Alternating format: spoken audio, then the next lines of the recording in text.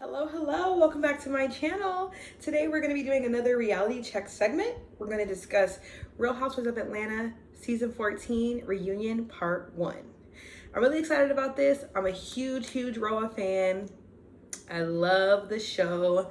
Been watching since I was legit. And I've been following this season pretty consistently. It's just I started my channel in the middle of the season and didn't want to just kind of come in toward the end, so I figured, you know what, let me at least cover I'm assuming it's going to be a 3-part reunion, so let me cover that.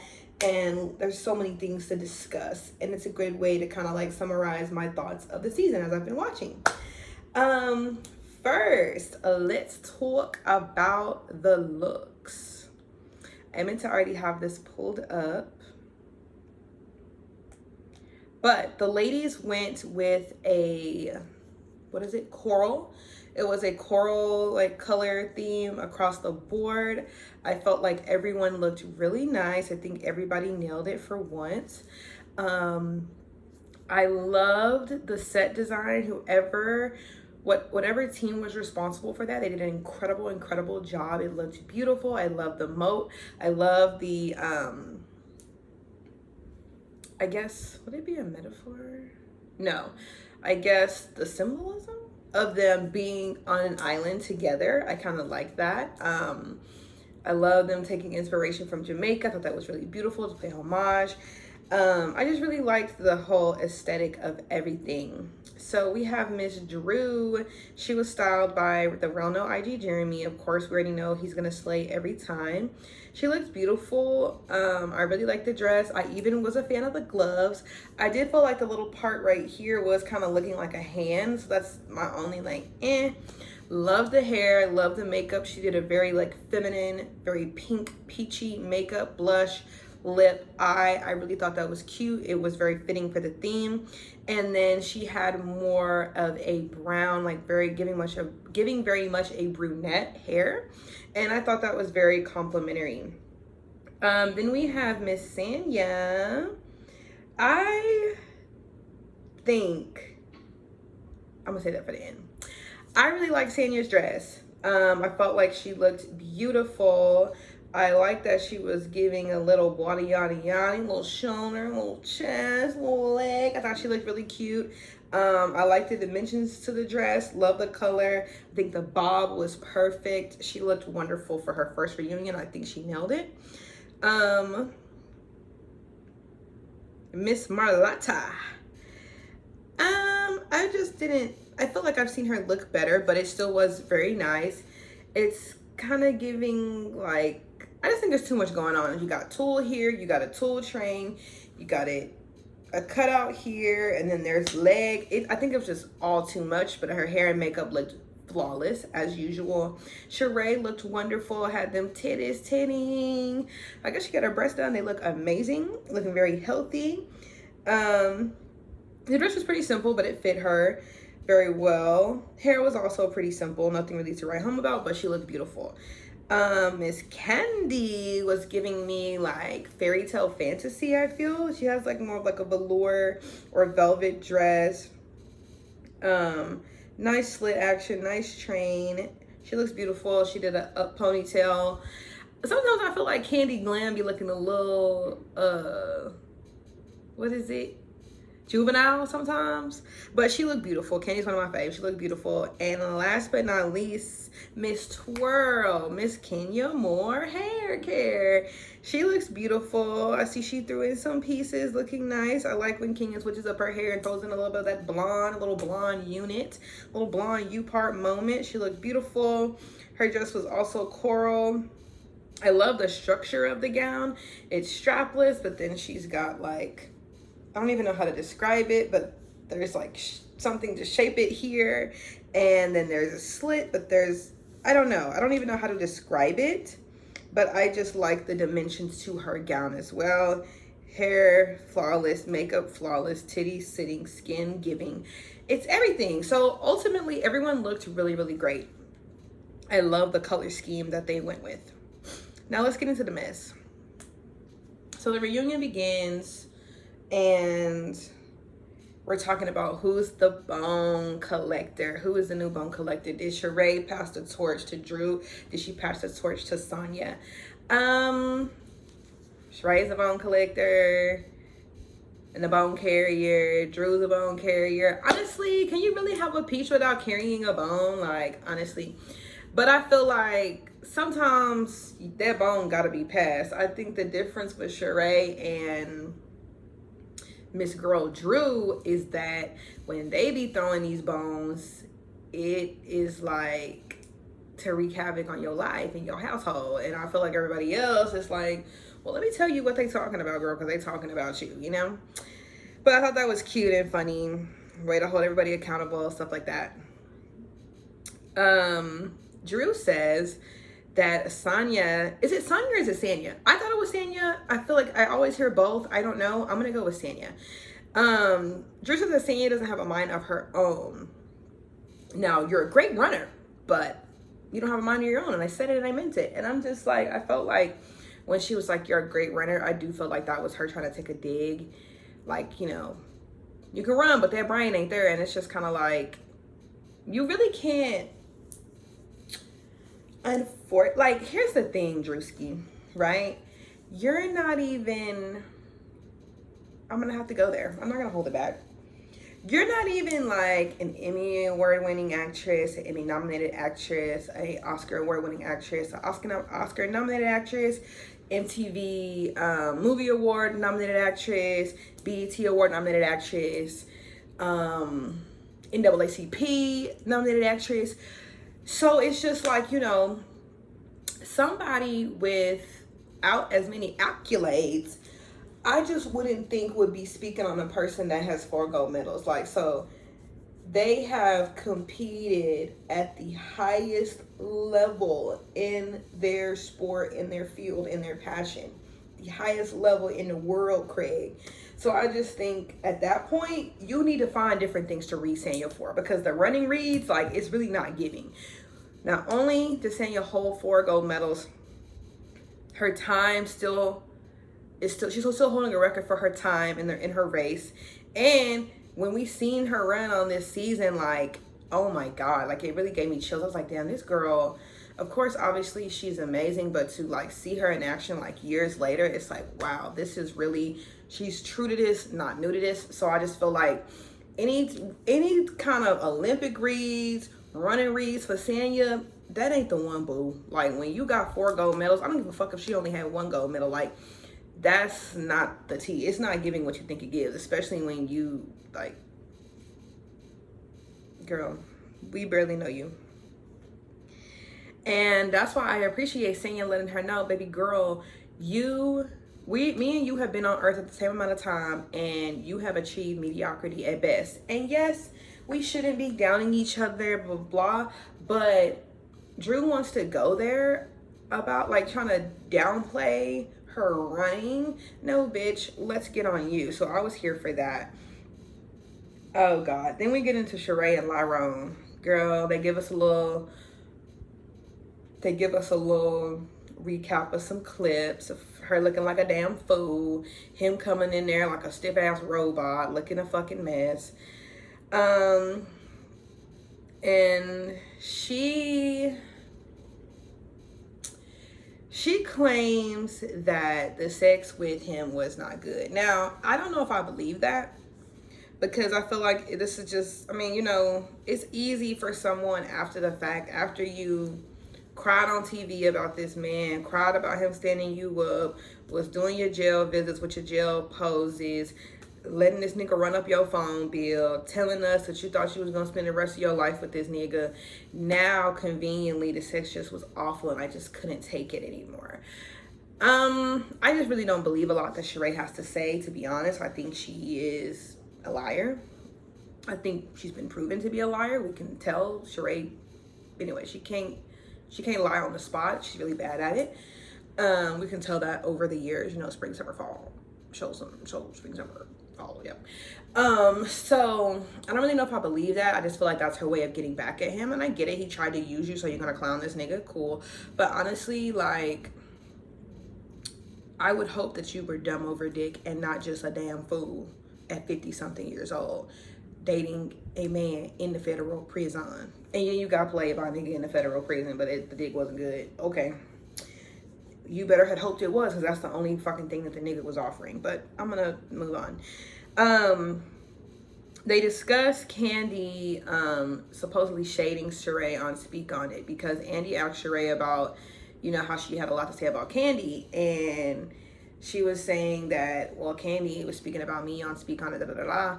And I know now, last season and previous seasons, I watched Candy Speak On It episodes. For whatever reason, this season, I just didn't. I didn't tune in, not once. But apparently there's a clip where she's like, well, where's she getting all this money from? Tyrone? Or, you know, she's speaking on Tyrone and stuff. And she spoke on Tyrone in the confessionals. And then they get into this back and forth about, oh, well, I never said nothing about Candy, which, that's what I mean. Sheree is just a liar. Like, literally at every point that Sheree had, she was tag teaming with Marlo to talk shit about Candy, like, period. She was co-signing. We seen her co-signing on the episode. We seen her, you know, throwing crazy, just unintelligent shade in the interviews for the show. So it's just like, girl, don't try to deny that she wasn't talking about her. Then they wanted to talk over Candy and make it, no, well, we all talk about each other in the interviews. And yeah, that's the point that Candy's making. Bitch, you're talking about me, so when it's my time, we're on my motherfucking platform, we're on my motherfucking YouTube channel, so bitch, we're finna get to talking about what the fuck I know. We want to talk, we want to giggle, it's cute, right? It's funny, so let's get into it. That's my only thing with these girls, right? Like, everything is so funny and so cute. It's funny when Candy's a hoe and she's sucking dick in locker rooms, and while she getting mad, she suck dick anywhere, da da da. So why are you tight when she's saying that Tyrone is with some other bitch? It's the truth. I don't even think that was shade to you. I think that was the fact that you telling me you've been fucking with this nigga, holding this nigga down for years in a federal prison. Now all of a sudden he can't come on camera talking about it's a parole violation. You are smarter than that. You know that that's not true. How is that against the law for him to be on camera? The only way it would be against the law is if he wasn't able to be out in public because he was under some sort of house arrest.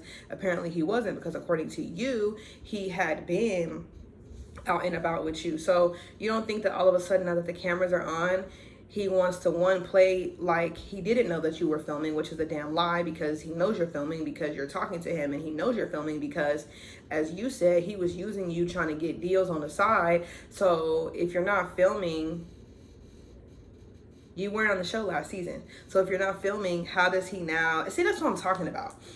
If you're not filming, how does he now have the opportunity to be using you to get deals, but he didn't know you were going to be on camera? Like, you see what I'm saying? The dots, like, the writings are on the raw. He not a good liar. He not a good liar. You're not a good liar. That's why his ass was in the damn jail.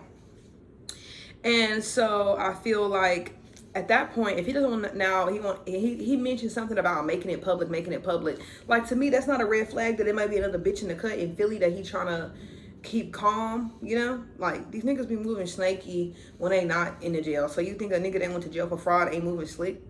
Are you fucking for real? So I say all that to say, like, I think it's a little OD for Sheree to be trying to play like Candy was coming for her. I think Candy was seeing through these niggas bullshit. And the thing about it is, Candy historically has been a girl's girl. And I mean, this is the woman that co-wrote No Scrub. This is the woman that created Don't Think I'm Not. Like, she be on these niggas' ass. Like, she's always here for the ladies and calling out these niggas on their bullshit. So I'm like, I don't know. Sheree just be, I'm like, wrong road. I just feel like, if anything, you need to be on Candy's team. Like, she can help you in more ways than one. And I think Candy didn't really fuck with Sheree, and that's why she was taking the approach. But Sheree started throwing that shade, wanting to get over there with Marlo, bitter ass. And here we are. Sheree said she was never embarrassed when they started making memes and gifs out of her with the spring, summer, da da da. She's lying. She was embarrassed. I don't believe that. Well, you know, I move at my own time, my own pace, and my priority is raising my children.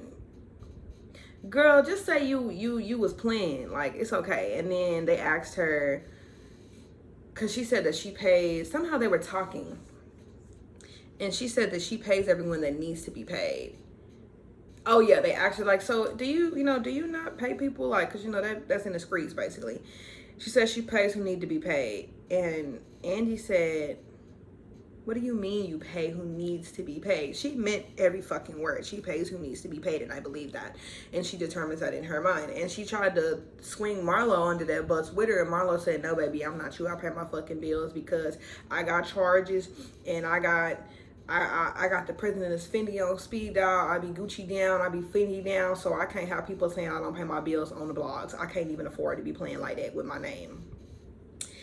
And she tries to bring Marlo in it, and she's like, "Well, you were saying you wasn't gonna pay your girl, da da da." She was like, "No, I was venting because I was upset with how my dress came out, but I was just bullshitting. Like, I said to you, yeah, I'm definitely gonna pay her because I don't want them talking about me like they be talking about you.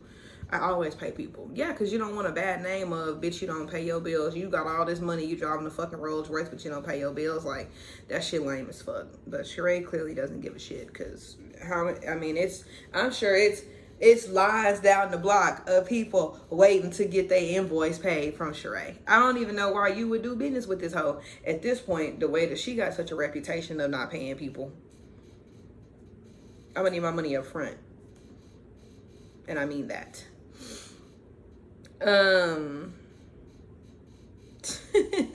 Sheree tries to insinuate that Kandi talks about her every week on her show for clickbait. I'm great clickbait. Now she just discovered what clickbait was. Like, baby, Kandi needs Sheree for clickbait. Got it. Sheree is delusional. She says that she is fashion. So she's gonna have a fashion line. Drew doesn't do anything with fitness, so she doesn't understand why she would have a fitness line. Drew gets in her acting bag and talks about how she's a mom and she doesn't have a uterus and she struggled and she's here doing it for the mommies. Girl, you're getting a check. Bye.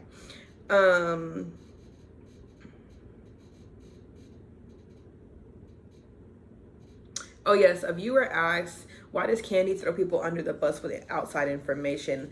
They use an example of like her knowing that Marlo dated her god brother Dennis with the tattoos, but I'm sorry, Dennis's tattoos are on his body, so that's not throwing somebody under the bus with private information. It's literally on his fucking body. And then Phaedra cheating, da da da. I will say this, I do not understand, because I remember that season and I watched it very vividly, and I'm sure I've watched it multiple times. I don't understand why people think that Kandi was throwing Phaedra under the bus when she said that she was talking to somebody else. I didn't take it that way. I took it as she was moving on. I didn't think it that Kandi was like shading Phaedra or like trying to shame her. I took it as this nigga Apollo is probably putting Phaedra through God knows what, and she wanted to move on, as she should have, because to me, clearly, she was ready to leave Apollo. Apollo had done something in their marriage, or multiple things in their marriage, to fuck up their marriage contract, and so Phaedra was moving forward with her life. I never took it as like she trying to shade her. I think who are these bitches? I think Kandi was just speaking facts, like, yeah, girl, and if you want to do that, like, that's your life. And I think later it came up like, well, I don't know why you telling me that you want me to be like your shoulder to cry on, like you're not talking to other niggas, like you're not moving on, like you're trying to play like you in this stuck hurt place, but I know that you're not. At least it's what you're telling me, so I don't know. But whatever, the point is, before Kandi can even answer the question, Marlo interrupts her and she's like, I just have one thing. I just want to make sure we're on the same page.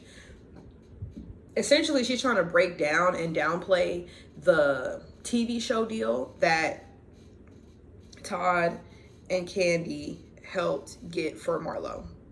There was a show developed around, it was like a fashion show developed around Marlo for WeTV. But for whatever reason, it didn't, I think it got picked up, but it didn't go to air. I don't remember what happened. Something about Marlo fucking up the contract or something. I don't know. And so I've heard this from Kandi. I've heard this from Funky Dineva as well on YouTube.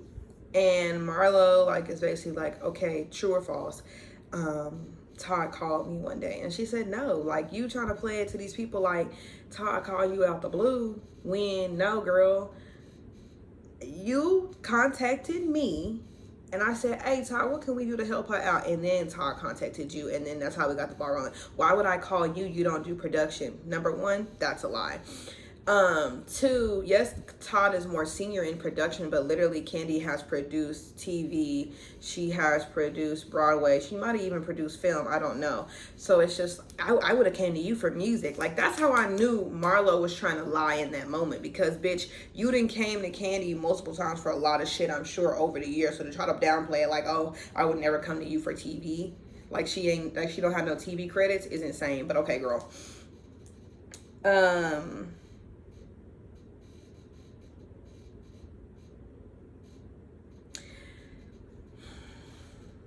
So Andy shuts that down because it's really not relevant. And we get back to Sheree. And now we're talking about Hotel Holt. All I'm going to say is, I think it's funny how they doing all this press and promotion. Got this nigga at the reunion. The streets know he was at the reunion. We talking about this nigga at the reunion. Of course, we're not going to name that, but we're going to talk about him at the reunion. And then Love and Marriage Huntsville Season 5 aired, I believe, Saturday night. Real Housewives of Atlanta Reunion Part 1 aired Sunday night. Like, I just think it's funny. I just think it's very funny. It's very calculated. And if Sheree, either Sheree is on board with the calculation, they're doing it to stay relevant, or Sheree is just a goddamn fool. So they ask her about her new boo. And she says, you know, they ask how long he been dating. What does he do? That's what I mean by Sheree can't lie. What does who do? The previous question was, what does he do? I mean, how long have y'all been dating? X amount of months. What does who do? So that just lets me know, like Candy just mentioned, I watched the Ooh Ladies first panel interview. Shout out to those ladies. Bonnie Blue, Jamie Is Me, and Niecy. I don't know her like handle, but I know her name is Niecy. They're all on the Ooh Ladies first panel. I watched their interview with Candy today. And Candy mentioned how these hoes be rehearsing their reads, rehearsing their responses. And I think Sheree is one of them, because one, Sheree can't talk, she can't lie. And you see how she was caught off guard, like, what does who do? Bitch, stay on track. Anyway, so then she talked about how he do real estate, and he got his own wine line, and whoop whoop whoop. And so one of the viewers asked, you know, how can you even take him serious after knowing what he did to his wife? And Andy playing dumb. I think Andy's playing dumb. Talking about, and you know the funny thing too? Carlos King, messy ass, I feel like got his hand in all of this. I really do, because, you know, he used to produce on the Real Housewives of Atlanta, and now he's over at OWN, taking over, doing his thing, which is wonderful, but it's just all so coincidental. His punk ass probably introduced them. I'm gonna talk about that later, because I'm gonna talk about Love and Marriage Huntsville next. I'm gonna do that video next. But this is just hilarious to me. So Kenya, you know, fills the people in on what he did to his ex-wife. Well, yeah, he cheated on his ex-wife and then had a baby, and yeah, she kept it, and blah, blah. I'm like, damn, Kenya, not you was doing your research, not you a fan, girl. Sheree says out of her mouth, and this sounds so unintelligent, you know, honestly, like, seeing him on TV, like, he's somebody I would never go for, like, never in a million years. But, you know, I mean, well, he is an attractive guy, you know, but I'm not really into looks. Kenya says, yeah, we've seen Bob. Girl, we've seen Bob, we've seen Tyrone, and it's just like, you are such a beautiful woman. Like, you need to care more about looks. Martell is a handsome man, but he ain't shit. And it's like, hey, you know, if you want to play around like that, you play. You keep playing like a damn silly ass fool. And to me, Sanya said some of the most shady shit when she said, you know what, Sheree? One thing about you, you don't care what anybody thinks, and that's admirable. I can't believe this bitch said that with a straight face to that lady. Bitch, that's hilarious. And they just nodded, no, bitch, you a fucking fool. You need to care more about what people think. you need to have a slither of cur. Because what the fuck is going on in your brain? I don't know. Maybe they got some secret society going on, or they got some secret deal happening, and she finna get to the bag or something, and maybe she finessing us. I don't know. Now we move on. We move on to Drew and Sanya, and they're like budding friendship, and then it kind of went sour really quickly. Me personally, I feel like Sanya was a little bit too quick to talk shit about her. To be honest, like, you know, Drew's bringing you in, or she's bringing you in. Excuse me. And so for you to meet these hoes and then be like, yeah, well, the way she moves, I just don't like it. Da, da, da, da. I think that was the wrong move. I think at the end of the day, you're still getting to know Drew. So to just be so quick to kind of like turn on her is a little bit, I don't know. It just was very weird. Like, it just felt very fake.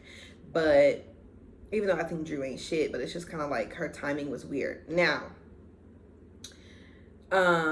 we have that moment where Sanya goes up and she's supposed to get her makeup touched up. She doesn't pay the makeup artist, whatever. They come back downstairs. This is when they were in New York, and they're all sitting having a little girls' night. That shit was so boring. But basically they get into it because Sanya brings up her issues with Drew in front of the whole group, and Drew's like, well, why didn't you mention this when we were just upstairs? Like, we were just there. And Sanya says at the reunion that everything that she said downstairs, she told to Drew prior, and Drew put on her acting face and acted like this was the first time she heard the information. Now, of course, it's been a minute since I've seen that episode, so I had forgot. But after the episode aired, Drew took to Twitter. And matter of fact, if I can find it, I'm going to play the clip. Drew took to Twitter and made a little sassy post. Because remember, there was a whole bunch of like back and forth between Drew and Sanya. Sanya said, Drew, I did tell you, it was me, you, and your husband. Did she say her? It was Drew, her husband, the makeup artist, and God. They all heard. You knew what happened, blah, blah, blah. And they're going back and forth. God knows, whoop-de-whoop-whoop. And Drew is just, she's in her acting bag. She's like, okay, sweetie, you're really high. Yeah. Drew is just a little biatch. Like, to me, she kind of taking a page out of Kenya's villain book, in my opinion. And I think that's why Kenya gets so much satisfaction. I feel like Kenya was over there with them green contacts just giggling and shit. And I feel like it's similar. Not as much finesse, but it reminds me of the games that Kenya used to play. So I'm going to play the clip of Drew posted, she tweeted, just for clarity, and kind of basically caught Sanya in a lie. And I was not expecting to be able to come to Drew's defense like this. Always got the biggest the whole time, so I'm just like confused. I'm like why are we talking about it in front of everyone? Like, she came to my room and we talked. And you could have said it then. Drew, Artez did your makeup. When I went to Drew's room, if she didn't have 85 people in the room because she always got the biggest entourage, I don't know if she competing with Beyonce. She had a makeup artist in town, and so he just touched up my makeup for me. And so it just didn't feel like the right time in the room, and I felt like she knew that. So I'm just confused why you're making this speech in front of everybody like this. Now, I'm like, damn, why didn't production play this at the reunion? But I'm like, this completely contradicts everything that Sanya said. Because Sanya was like, no, it was only this many of us in the room. You know what happened, Drew. You're going crazy. You're making me seem like I'm crazy. Da, da, da. So now I'm just like, what the fuck is Sanya talking about? Now, I don't know who lying. Honestly, after watching Love and Hip Hop, the way that Kendra was over there acting her ass off, I don't know what to believe with these reality hoes. Like, I just don't know what to believe. So I'm like, I don't know. Honestly, I really don't give a shit whether she talked to Drew about it before or not. I'm just saying, Drew clocked your ass. So it's like, bow, bow, tennis match. So I'm like, what you gonna do now? But I haven't seen Sanya respond, so she probably won't. But I'm surprised they didn't play that clip at the reunion to kind of clock Sanya in her lie. I love when they catch somebody in a lie. It's wonderful. Well, I don't know if it's a lie or what, but it didn't come out right.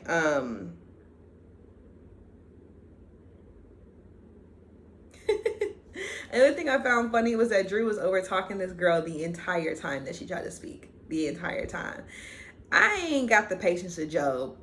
Drew acting like that toward me, I would be ready to slap the shit out of her ass. Or I'm gonna be like, get the fuck up and let this hoe shut the fuck up talking to me, because all this you over talking me shit is passive aggressive as fuck, and you make me want to hurt you. Like, that's how I would feel. And I know that's really, really violent, and we supposed to be non-violent, but I just don't play with hoes like that. And I feel like Drew, she one of them, again, that's why she reminds me of Kenya back in the day. She likes to, what did I do? Wow, you're really angry there. So I'm like, they need to put Drew on a fucking comedy or a drama sitcom. She needs to be on TV, because the way, like on a scripted television series, because the way that she just be playing these games, it's so funny to watch. Like, this bitch is a trained actress. Like, say what you will. I know I talk a little shit in the beginning, but the bitch can act. Oh Lord Jesus, here we go. Drew claims she actively working with Dr. Ken on not over talking people. I'm like, this girl is so full of shit. Oh yeah, and a little intro when they was getting ready, I forgot about that part. She on the phone with Dr. Ken. And I'm just like, Drew, it's so fucking performative. Like, every move you make is so performative. Didn't want to mention, because I totally forgot. In the beginning, I liked how Andy went to everybody's room and like had a little nickname for them. He went to Sanya. He went to Sheree. She did it, or whatever he said. I thought that was cute. You know, it was very personal. I thought that was cute how he did that. I feel like it set the tone for good energy. So we're gonna see how the rest of it goes. Now we get into Marlo in this fucking mess, girl. So when they did like a recap of, you know, kind of like the highlights of Marlo's storyline this season. And one moment that stuck out to me, and it stuck out to me when it originally played out, was when she said that after the call with their mother, the boys kind of had, their behavior had been bad, had been regressing. I personally felt like the call with their mother was highly, highly, highly inappropriate. Essentially, the mom has mental issues, right? And she's incarcerated. Is she also on drugs? Or was it just mental? I wouldn't put it past. Don't quote me. Allegedly. I ain't got nothing to get, okay? But, so the white lawyer tells her, well, why don't we get the boys on the phone and maybe that'll make her more cooperative. I don't know this lady from a can of paint, but I knew that getting these kids on the phone wasn't going to be a good idea. Number one, you already said she's not in her right headspace.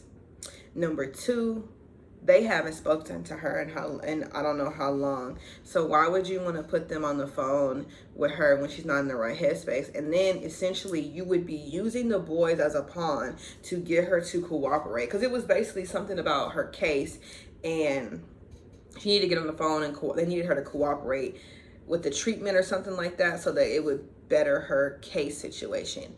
But it's like, I just don't agree with putting children in the middle of adults bullshit. Because if they grow up and they feel like we were never able to save our mother from jail, we were never able to help our mom, that's gonna be on fucking Marlo, because she directly, her and that white man, directly put those fucking kids in the middle of it. And my thing is like, at what point does discernment kick in? You're 40 years old. I just thought that was so unintelligent. I'm 26, and when she said, when she was like, well, the lawyer, you know, recommended, and I'm just like, do you not have a fucking brain? Because I'm telling you right now, if anything ever happened to any of my, I don't have any nieces or nephews, if anything ever happened to my little cousins, to anybody in my family that was a minor and I now had to take care of them, I would be protecting them as much as possible. I would not be putting them in the middle of no court bullshit when these boys have already been through so much. I just don't understand why you thought using the kid as a pawn to get her to cooperate would have resulted in anything different than how it resulted. It was bad. She got to cussing y'all asses out. You didn't traumatize these fucking kids. And then you did that shit on camera. You ain't shit for that. I thought that was very fucked up. I'm just like, at some point, you gotta check into fucking reality, my nigga. Like, I understand that you're trying to do this show and it's your real life and you got some fucked up shit going on in your family because you come from a rough ass environment.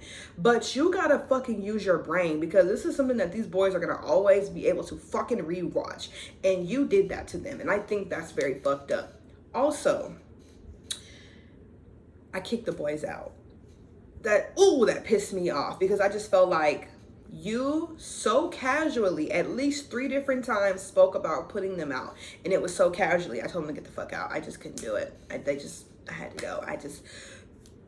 Do you know how the fuck that's gonna make them feel? They are school age. Their peers are old enough to watch it, or their peers are old enough to where their parents are watching it. You already got them on fucking TV, and you didn't tell them to get the fuck out. And you did it, and you said it, and you repeated it in such a lackadaisical way, like it wasn't shit for you to make that choice. But then you want to get on here and give us this fucking pity party about how you didn't got put out of 5 different fucking homes, but you still turn and tell your nephews to get the fuck out. Are you for real? She is literally the definition of hurt people. I don't understand how you, after the door had been slammed on you so many fucking times, you can do that to these children. I'm sorry. I think for her to do that to these children and then get on this fucking TV and probably do that shit was fucked up. And she ain't shit for that.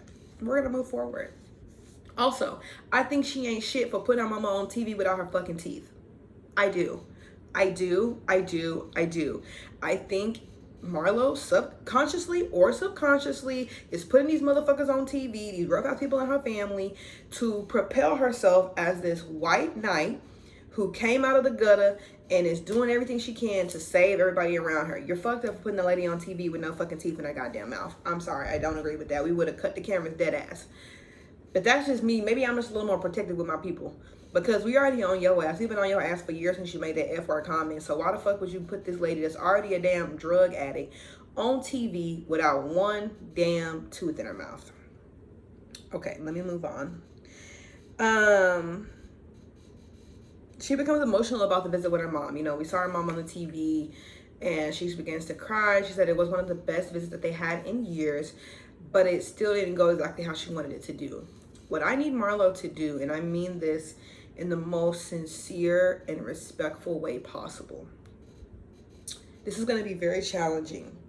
But Marlo, this idea, this fantasy of this mother that she wants, she has to detach that from her mom, from her biological mother. She needs to detach that because, unfortunately, her mother is a drug addict. She is not able to be this loving, doting parent that you're looking for. It's never going to happen. It's never going to happen. And Marlo needs to free herself of the idea that it's going to happen. She's got to get the healing and release that, because that woman is never going to be the mother that you're looking for. She can't. She's a drug addict. She's not. Unfortunately, when people become victims of substance abuse, they're no longer playing the role that you once knew. I don't give a damn how many kids she pushed out. When she became a drug addict, the mom had left. It did. It really, really did. And she's not even capable of doing half of what Marlo has in her mind. And I can imagine that is heartbreaking. You know, I can't imagine being on this earth without the love of my mother. I cannot imagine it, especially if she's in arm's reach, but she can't give it to me. I know there has to be a tough reality, but she has to let that shit go because it's never going to happen. And she's got to find fulfillment elsewhere because that lady's not going to give it. Like she kept saying in the season on the reunion as well, you know, I want her to be a grandmother and a role model. Baby, she can't. She can't be a grandma. She can't be a fucking role model because she's a drug addict. And that takes precedent over everything else in her life. It's just the way that it is. And you've got to, if Marlo wants to have this woman in and out of her life, because it's going to continuously be in and out because she's a drug addict. So she's going to have to find a way to cope and to accept her for where she is. And she's just never going to be able to give that to her. And that is heartbreaking, but she's got to get that through her head. And maybe that would free herself.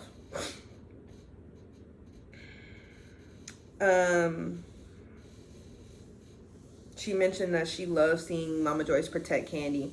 I think that was genuine. You know, she said that she sometimes wants a mother, she wants a father. And I do think, you know, that's genuine. I've said for a while now that I feel like the reason that Marlo gets so nasty with these women over the years is because she really genuinely deeply wants acceptance.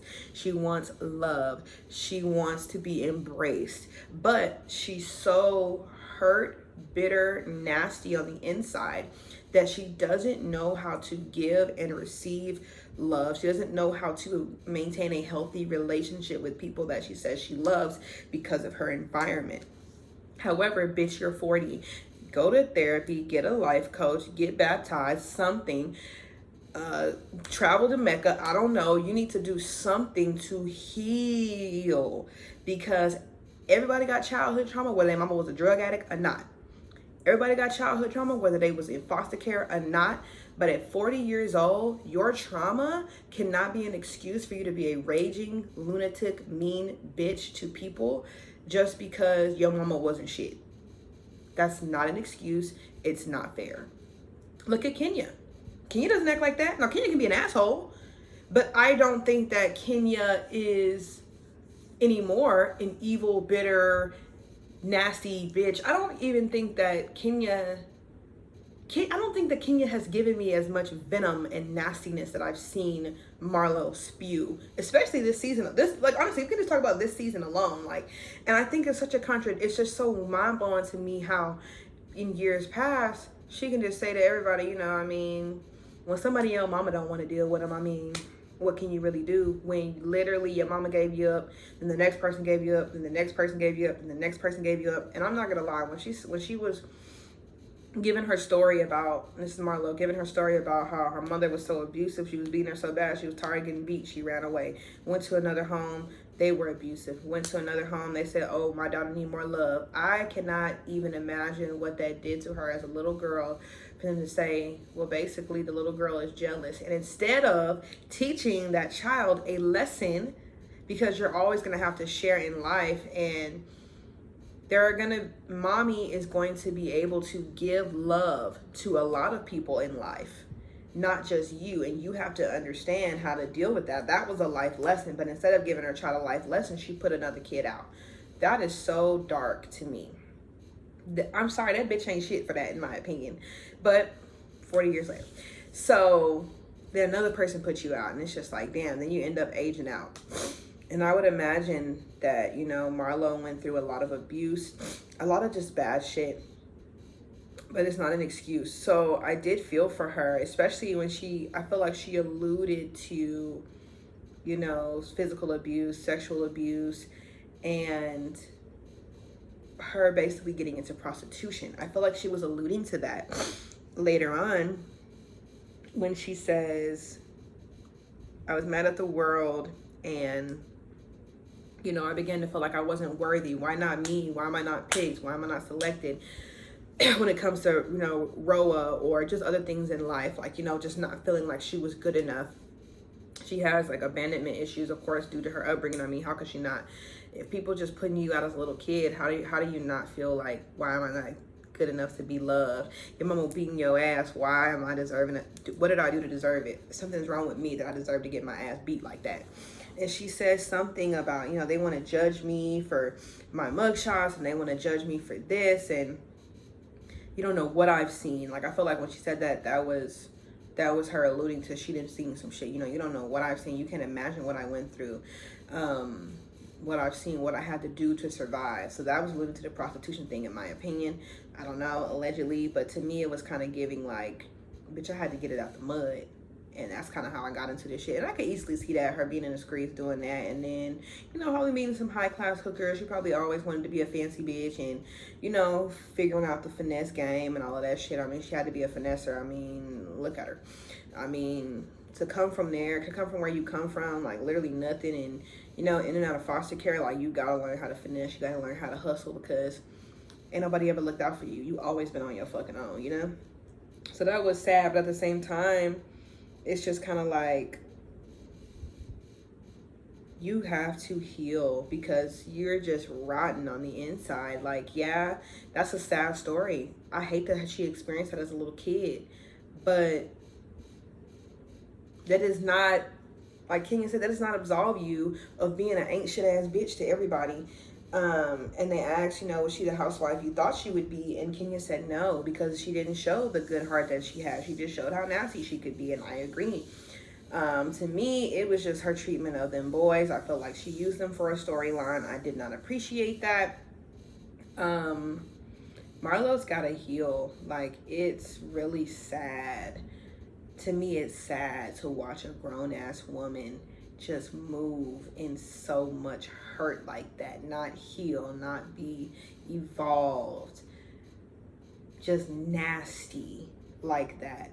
You know you're suffering inside. So I hope she gets the help she needs. Overall, I really enjoyed the first part of this reunion. It was nice to know a little bit more about Marlo's background, but at the end of the day, girl, Candy called that shit a pity party on the interview. He said the pity party. It was definitely giving pity party. I personally felt like Marlo didn't need to come back next season because she was just nasty and hateful, and I don't feel like the show needs that. But I'm telling you, this performance she gave on the reunion with them tears, and I'm here with a media mogul, OG, former Miss USA, a Grammy artist, a 4-time track star, an actress and a singer, and I'm here. I've made it. I'm telling you, she was in her acting bag, and this bitch was coming to steal the hearts of America. She tried her darndest. I don't know if it's gonna work. It might work for the network. I don't know, but bitch, I see you. We see each other, and I'm looking forward to seeing the rest of these reunions, to just see how it's all gonna unfold, see what more mess we're gonna get into. But I really feel like it was a great start. You know, a lot of times when they do multiple, like 3-part reunions and stuff, part 1 is a little stale. I didn't think it was stale. I thought it was pretty well balanced. Tell me your thoughts. Do you agree with me? You disagree with me? You think Marlo was not faking it? I don't think she was faking it, but I think she was milking it. How do you feel about Sheree? Oh, and let's talk about She by Sheree. So She by Sheree website is back up. Everybody's posting it and supporting her. And I'm like, look at you. You can do a half-ass job with your shit and people still fucking with you and supporting you. Like, all the ladies were posting it. Candy posted. Kenya posted. I think Drew posted it. I don't follow Sanya. Cynthia even posted it, and I thought it was hilarious that she has a 20% off coupon code, She Not By She In. Girl, I guess capitalize off your little marketing moment, girl. But anyways, let's get down in the comments. Tell me what you think about this episode of Roa. Who was your favorite this season, and who do you think was the best dressed? I think Sanya and Kenya were the best dressed, in my opinion. All right, guys, I can't wait to talk more with you about this in the comment section. Looking forward to the next video. See you next time. Don't forget to like, comment, subscribe, and share the video if you enjoyed it.